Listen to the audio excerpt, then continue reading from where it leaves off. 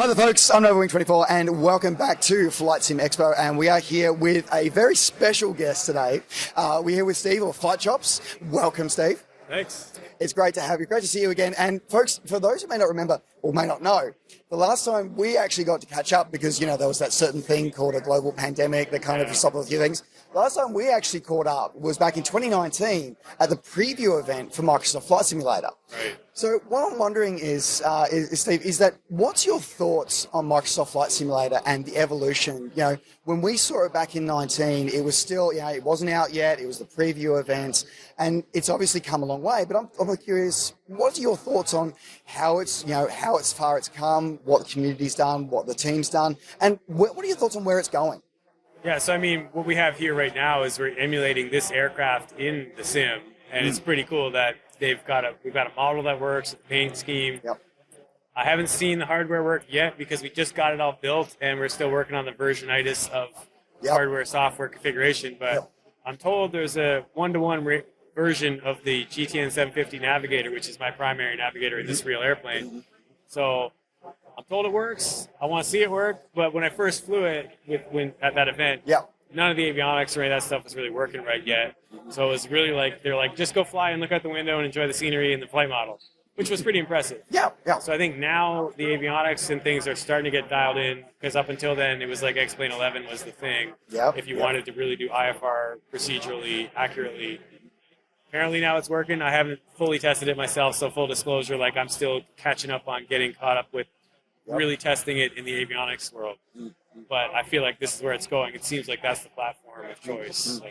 And your thoughts on just the evolution of the platform? So as you said, it's becoming the platform of choice. Because prior to Microsoft, bombshelling and coming back into the market, it was very much a X-plane or prepared, depending on whether you wanted GA or airliner kind of thing. So with Microsoft coming back in and the evolutions that we've seen, do you feel that's the future and that they've stepped up to the plate? Well, let's see what X-Plane 12 is. I haven't tested that yet, but from my perspective, up until recently, X-Plane 11 was what I was using because I didn't really care about scenery. I wanted to work on my IFR workflow and fly GA mission-based, procedural-based stuff that I can get my head in the game to practice what I'm really doing. I don't need to learn how to land a tail dragger in a sim. I don't need to do aerobatics in a sim. I've never seen a sim do that right. To me, I'm not worried about that. I want to see... It's nice when the weather modeling is good, and I think that was something that impressed me about Microsoft. Is there was a point where I was flying with friends on a network, and I saw one guy, we were in formation, I saw him hit a wake, or I guess turbulence, and then I hit it, and I was like, no way. Is that really, both of us just hit the same model bit of...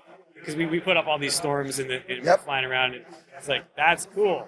And lightning, same thing. I'm seeing lightning and he's seeing lightning. I'm like, was that really the same modeled storm, and it actually did that across the network?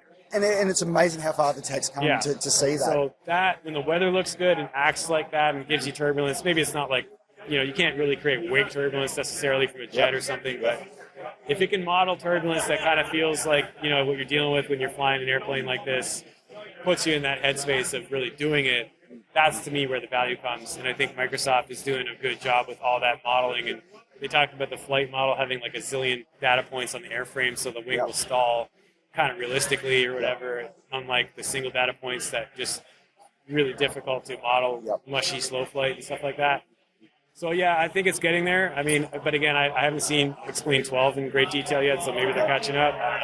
And that's one of the great things as well, is that I think that idea of competition and everybody trying to improve, and because I don't know your thoughts, but if you get one company alone, then they kind of get lazy.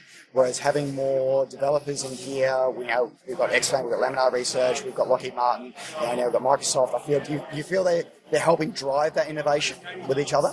I think it has to be, right? I guess that's it. More players in the sandbox, and you get more driving force to make it better. So I think we're seeing that. But I think what also excites me is the affordability aspect. We're seeing stuff here that's across the board of super expensive to affordable. And it's pretty cool to see you can really build, what we built here is a Frankenstein sim with all kinds of different hardware from different companies and different software plugins to try to make things work. you can do that without spending a ton of money and really create something super custom, or you can make something that's modular that can be tweaked and changed to be an airliner one day or a GA plane next. Yeah.